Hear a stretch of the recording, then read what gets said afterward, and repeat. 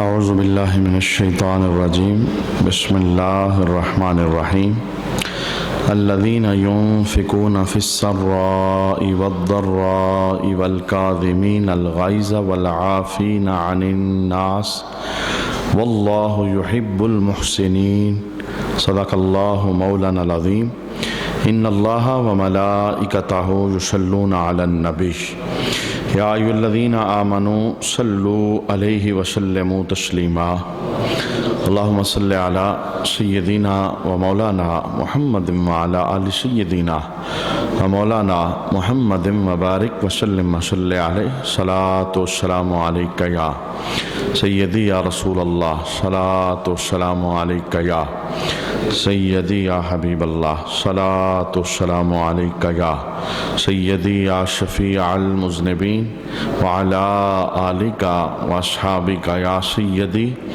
یا رحمت للعالمین۔ جو لوگ خوشحالی اور تنگ دستی میں خرچ کرتے ہیں اور جو غصہ پینے والے ہیں اور لوگوں کی خطاؤں کو معاف کرنے والے ہیں اور اللہ نیکی کرنے والوں سے محبت فرماتا ہے، صدق اللہ مولانا العظیم۔ آج کی تلاوت کردہ آیت کریمہ کے اندر نیک لوگوں کے 4 اوصاف قرآن حکیم نے بیان فرمائے۔ باری باری ان 4 اوصاف کو ہم سماعت کریں گے۔ اللہ کے دربار میں آیت کریمہ مکمل سننے سے پہلے دعا کرتے ہیں کہ اللہ نیک لوگوں کی یہ خوبیاں ہمیں نصیب فرمائے اور ان کا فیضان اللہ ہماری زندگی کے اندر داخل فرمائے۔ اللہ ارشاد فرماتا ہے کہ جو نیک لوگ ہیں، متقی ہیں، پرہیزگار ہیں، ان کی پہلی نشانی یہ ہے الذین ينفقون فی السراء والضراء، خوشحالی اور تنگ دستی کے اندر ہمارے دیے ہوئے رزق میں سے ہماری راہ کے اندر خرچ کرتے ہیں۔ جب بندہ خوشحال ہوتا ہے، مالدار ہوتا ہے، تو اللہ کی راہ کے اندر مال خرچ کرنا، صدقہ کرنا یہ آسان ہوتا ہے۔ اگر اللہ کی توفیق شامل حال ہو تو بندہ آسانی کے ساتھ اللہ کی راہ کے اندر صدقہ کر لیتا ہے۔ لیکن اگر بندہ تنگ دست ہے تو غریبی کے اندر، تنگ دستی اور محتاجی کے اندر اللہ کی راہ کے اندر مال خرچ کرنا یہ بہت رحمت، معاب، فضل والا کام ہے۔ بلکہ جتنے اللہ کے مقرب بندے تھے وہ جب کبھی غریب ہونے لگتے تو وہ اللہ کی راہ کے اندر مال خرچ کرتے تو اللہ تعالیٰ انہیں غنی فرما دیتا۔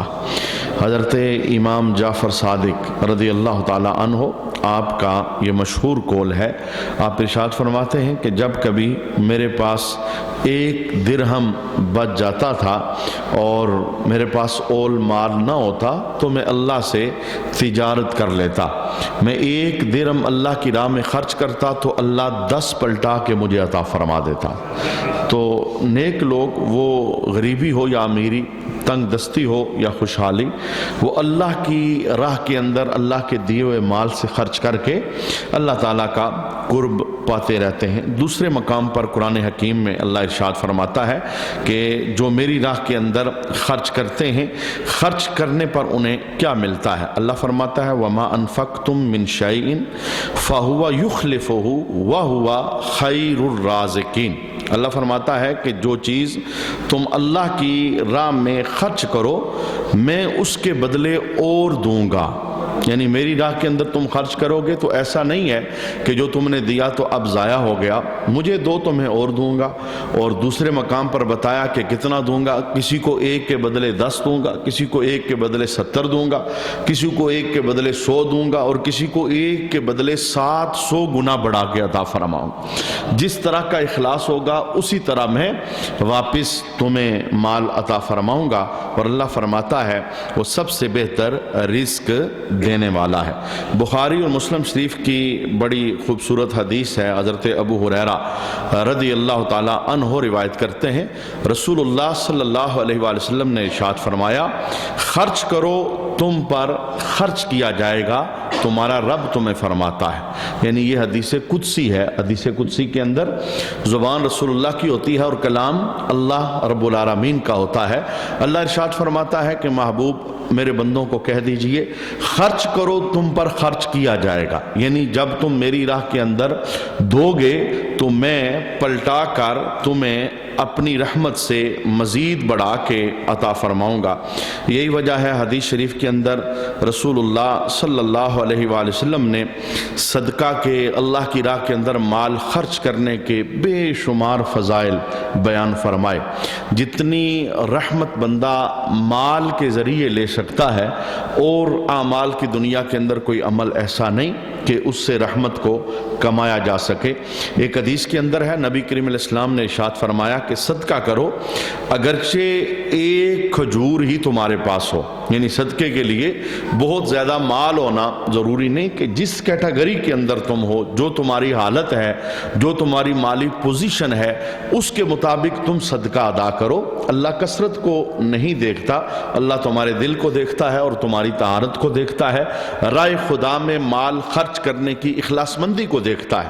تو محبوب کریم علیہ السلام ارشاد فرماتے ہیں صدقہ کرو اگرچہ ایک کھجور ہی کیوں نہ ہو, کیونکہ یہ بھوکے کی بھوک مٹاتا ہے اور گناہوں کو یوں دھو دیتا ہے جیسے پانی آگ کو بجھا دیتا ہے. یعنی صدقے کی شان حضور نے بیان فرمائی کہ جو تم نے صدقہ کیا بھوکے کی بھوک اس سے مٹ جائے گی, لیکن تمہیں فائدہ کیا ہوگا, یہ صدقہ گناہوں کو یوں مٹا کے رکھ دیتا ہے جیسے پانی آگ کو بجھا دیتا ہے اور مٹا دیتا ہے.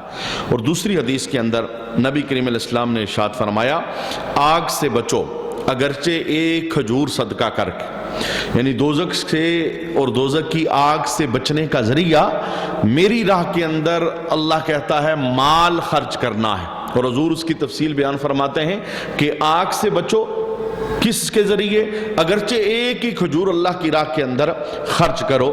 اور پھر حضور رحمت عالم نے ان لوگوں کے لیے جو خرچ نہیں کر سکتے, یعنی ان کے پاس مال نہیں ہے, خود تنگ دست ہیں, دینے کے لیے کچھ ہے ہی نہیں کہ وہ اللہ کی راہ کے اندر دیں, تو حضور نے ان کے لیے ارشاد فرمایا جن کے پاس دینے کے لیے کھجور بھی نہیں ہے وہ کوئی اچھی بات کہہ دیں, اللہ انہیں بھی صدقے کا ثواب عطا فرمائے. یعنی یہ جو میٹھے بول ہوتے ہیں, اچھی تلقین ہوتی ہے, کسی کو اچھا مشورہ دے دینا, کوئی اچھے کلمات زبان سے نکال لینا, اس کے اندر بھی صدقے کا اجر اور ثواب موجود ہوتا ہے. میرے محبوب کریم علیہ السلام کی ایک اور حدیث ہے, حضور ارشاد فرماتے ہیں کہ اللہ تعالی حلال مال ہی قبول فرماتا ہے. یعنی جب اللہ کی راہ کے اندر مال دیا جائے تو حرام مال نہیں ہونا چاہیے, اس لیے کہ ہم بارہا اس بات کو سن چکے کہ جب حرام مال بندہ رب کی راہ میں دیتا ہے, اگر تو وہ ثواب کی نیت کرتا ہے, سود کا مال ہے اللہ کی راہ میں دے رہا ہے ثواب کی نیت سے, وہ دار اسلام سے خارج ہو جاتا ہے, اس کا اسلام ایمان ختم ہو جاتا ہے.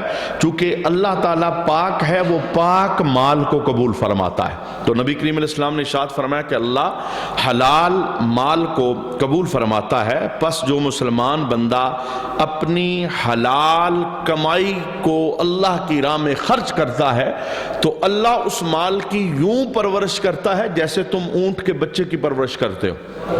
چونکہ اس ماحول کے اندر اونٹ بکریاں یہ چیزیں زیادہ تھی, تو ان کی مثال حضور نے ارشاد فرمایا تم جو رب کو مال دیتے ہو رب کی راہ کے اندر, وہ یاد رکھا جاتا ہے, وہ محفوظ کیا جاتا ہے, وہ بلایا نہیں جاتا. تمہارا ایک ایک روپیہ اللہ کی راہ کے اندر دیا گیا, شاید تم بھول جاؤ لیکن رب نہیں بھولے گا. میرے محبوب ارشاد فرماتے ہیں اللہ ایسے اس کی پرورش کرتا ہے جیسے تم اونٹ کے بچے کی پرورش کرتے ہو. اور پھر حضور نے وضاحت بیان فرمائی کتنی اللہ پرورش کرتا ہے. حضور ارشاد فرماتے ہیں کہ جب تم اللہ کی راہ کے اندر ایک کھجور صدقہ کرتے ہو تو اللہ اس کو اتنا پروان چڑھاتا ہے کہ قیامت کے دن جب تم اس ایک کھجور کا اجر دیکھو دے تو ایک کھجور کو اللہ پروان چڑھا کے اود پہاڑ جتنا تمہیں اجر عطا فرمائے. اب یہ اللہ کے دربار کے اندر دی گئی جو دولت ہوتی ہے, مال ہوتا ہے, اس کی قیمت رسول اللہ صلی اللہ علیہ وآلہ وسلم نے بیان فرمائی.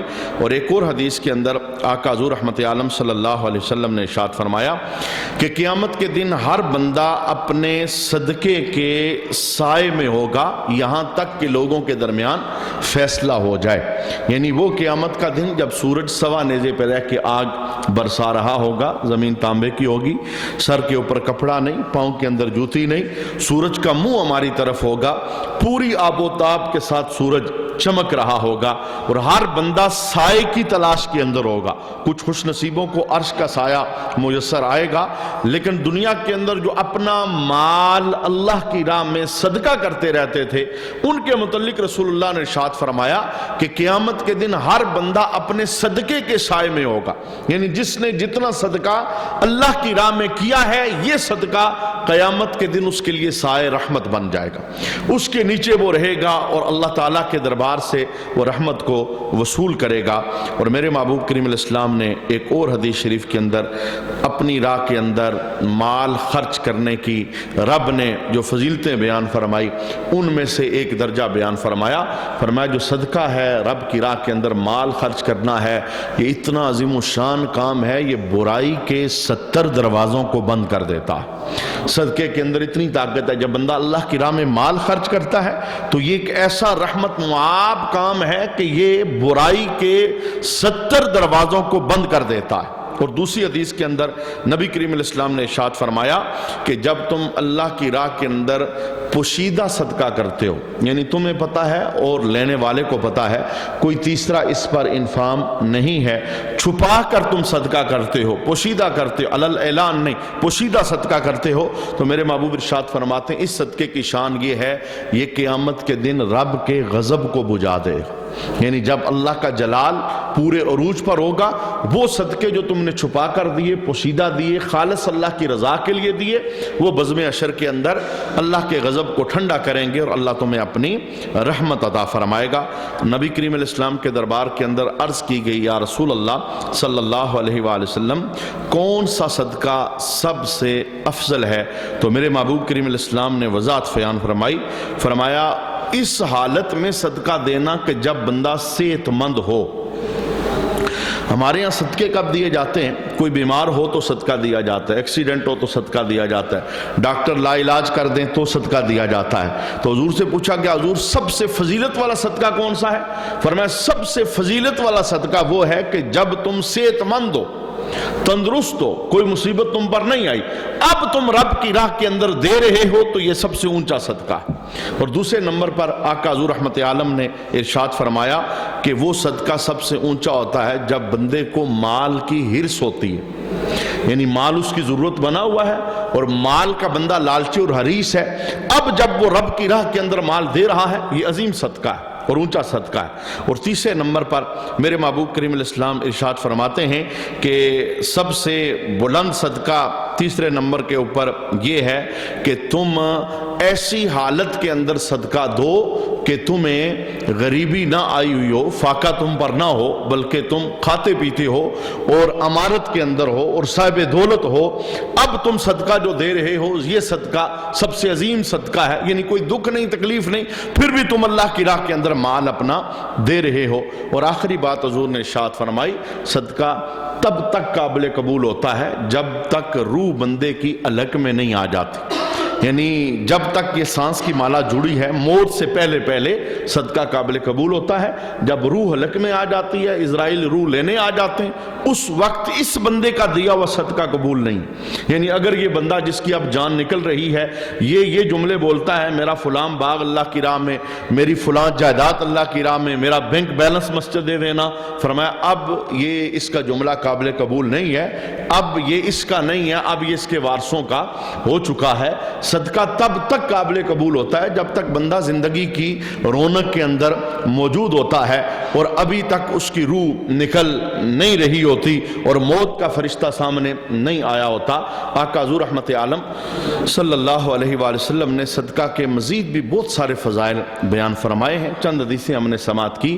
اللہ تعالی ہمیں تنگ دستی کے اندر، خوشحالی کے اندر، اپنی راہ کے اندر مال دیتے رہنے کی توفیق عطا فرمائے۔ زیادہ نہ ہو تو ہر مہینے ہر ہفتے اپنی حلال کمائی میں سے تھوڑا تھوڑا کر کے اللہ کی راہ کے اندر دینا چاہیے. وہاں پر پرورش ہوتی رہتی ہے, وہاں پر جمع ہوتا رہتا ہے. ہم دے کے بھول جاتے ہیں لیکن اللہ نہیں بھولتا. اس کے صدقے میں ہزارہا آنے والی بلائیں اور مصیبتیں وہ ٹلتی رہتی ہیں اور اللہ تعالیٰ کا کرم شامل حال رہتا ہے. دوسرے نمبر پر نیک لوگوں کی ایک صفت بیان کی گئی اس آیت کریمہ کے اندر, وہ کیا ہے؟ وَالْقَاظِمِينَ الْغَيْظَ. میرے محبوب نے ارشاد فرمایا کہ یہ جو صفت ہے یہ بڑے عظیم لوگوں کی ہے. وَالْقَاظِمِينَ الْغَيْظَ, غصہ پینے والے, جلال کے وقت اللہ کو یاد رکھنے والے, جس وقت انتقام لینے کی قدرت ہو, سب کچھ دسترس کے اندر ہو, اس وقت پر رب کو یاد رکھنے والے. فرمایا بڑے عظیم لوگ ہیں. غصہ پی جانے والے, غصے پر کنٹرول کرنے والے, قابو کرنے والے.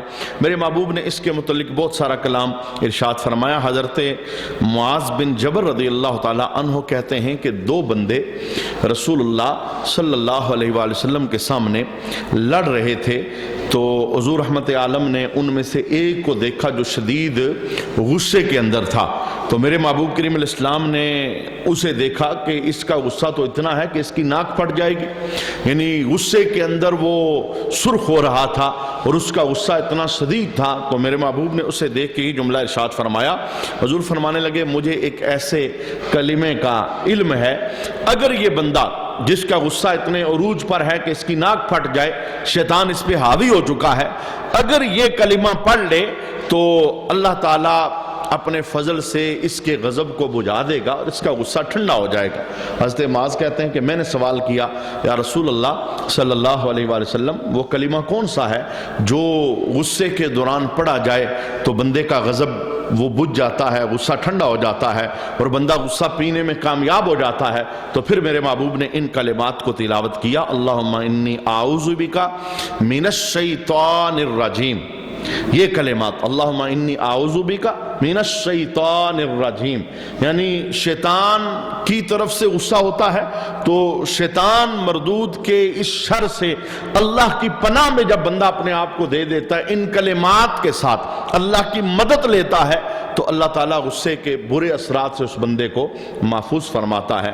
اور حضرت عطیہ رضی اللہ تعالیٰ عنہا آپ بیان کرتی ہیں کہ رسول اللہ صلی اللہ علیہ وسلم نے ارشاد فرمایا کہ غضب یعنی غصہ یہ شیطان کے اثر سے ہے, اور شیطان آگ سے بنا ہے اور آگ کو ہمیشہ پانی ٹھنڈا کرتا ہے. لہٰذا جب تمہیں غصہ آ جائے پانی پی لو, وضو کر لو, کھڑے ہو تو بیٹھ جاؤ, بیٹھنے سے بھی غصہ نہیں جا رہا تو لیٹ جاؤ, جگہ تبدیل کر دو. یہ وہ چیزیں ہیں جو آقا حضور رحمت عالم صلی اللہ علیہ وسلم نے غصے کے برے نتائج سے بچنے کے لیے ارشاد فرمائی. بعد میں بندہ غصے کی وجہ سے جو کام کر بیٹھتا ہے اس کے اوپر پچھتاتا ہے, تو حضور رحمت عالم نے اس پچھتانے سے پہلے ہمیں حل بیان فرمایا کہ یہ شیطان کی طرف سے ہوتا ہے.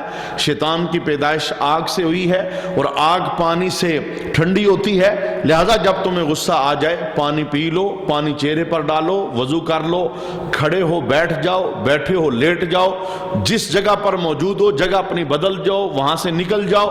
تو یہ وہ فوری ٹائم ہوتا ہے جب شیطان بندے کے دماغ پر پوری طرح حاوی ہو جاتا ہے اور غصے میں کچھ نہ کچھ وہ کروا دینا چاہتا ہے. لہذا جب تم جگہ تبدیل کر دو گے, نکل جاؤ گے, پانی پی لو گے, تو اللہ تعالیٰ غصے کی جو تباہی ہے اس سے تمہیں حفاظت عطا فرمائے گا. حضرت ابو ہریرہ رضی اللہ تعالیٰ عنہ بیان کرتے ہیں نبی کریم علیہ السلام نے ارشاد فرمایا کہ جس بندے نے غصے پر ضبط کر لیا حالانکہ وہ انتقام لینے پر قادر تھا, یعنی اس میں طاقت تھی, بدلہ لے سکتا تھا, قوت تھی, انتقام لے سکتا تھا, لیکن اللہ کو یاد کر کے, رسول اللہ کو یاد کر کے وہ انتقام پر قادر ہونے کے باوجود انتقام نہیں لیتا, تو میرے محبوب ارشاد فرماتے ہیں کہ اللہ تعالیٰ اس بندے کے دل کو امن اور ایمان سے بھر دیتا ہے.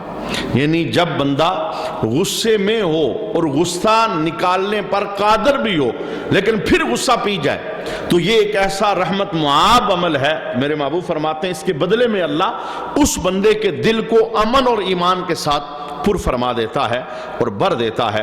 اور ایک حدیث کے اندر نبی کریم علیہ السلام نے ارشاد فرمایا، حضرت معاذ روایت کرتے ہیں، قیامت کے دن ایسے بندوں کو اللہ اپنے دربار میں کھڑا کرے گا جن بندوں نے دنیا کے اندر غصے کی حالت میں اللہ کو یاد کر کے غصہ پی لیا اور اس نشانی کو قرآن سمجھ کر اپنی زندگی کے اندر داخل کیا۔ اللہ ان کو اپنے دربار میں کھڑا کر کے کہے گا کہ جاؤ، تمہیں اختیار ہے جنت میں جس حور کے ساتھ رہنا چاہتے ہو رہ لو۔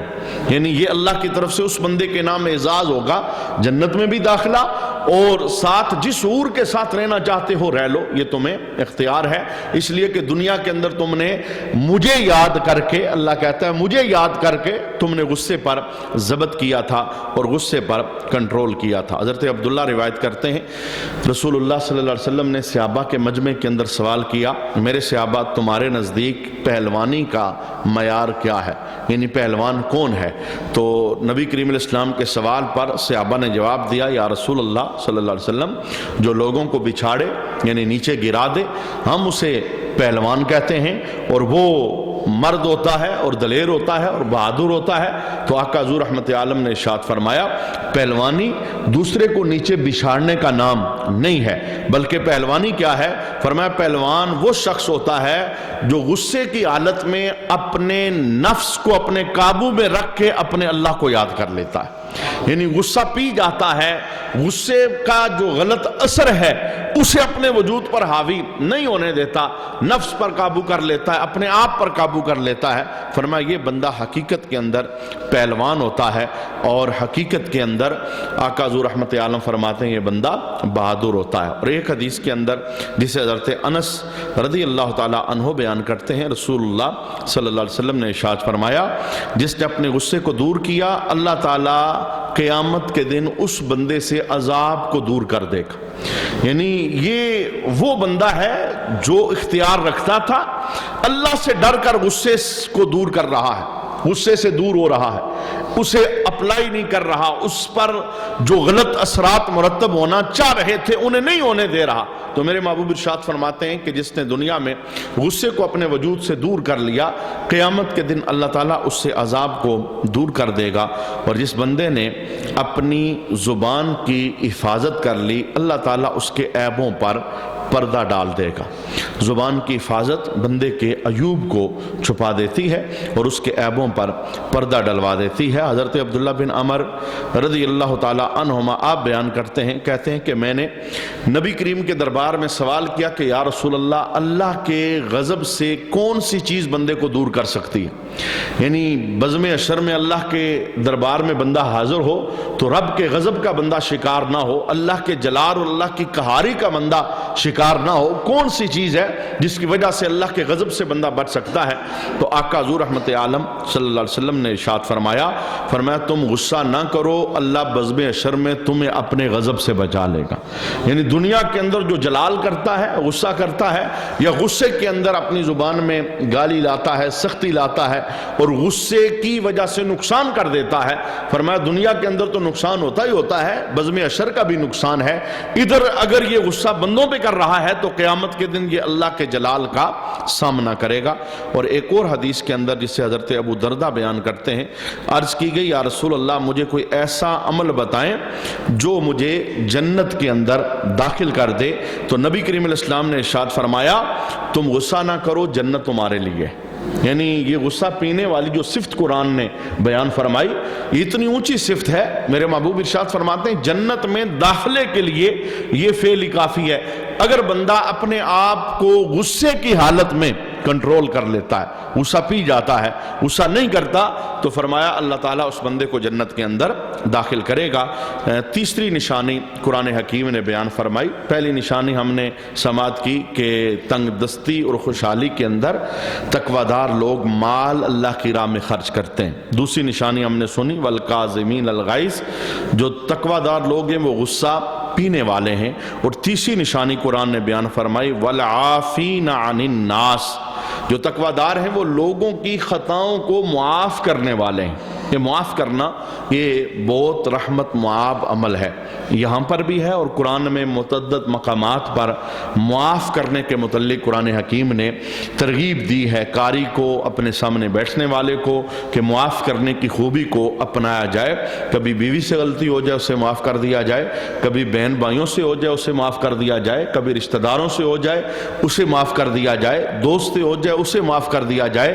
معافی سے معاشرہ بنتا ہے، اور اگر ہر بندہ انتقامی کارروائی کے اندر وہ ایک دوسرے کے مد مقابل آئے گا تو پھر معاشرے کے اندر دراڑیں پڑیں گی اور نفرتیں وہ عروج پر جائیں گی اور دوریاں پیدا ہوں گی۔ آقا حضور رحمت عالم صلی اللہ علیہ وسلم نے ساری زندگی اپنی ذات کی خاطر کسی سے انتقام نہیں لیا۔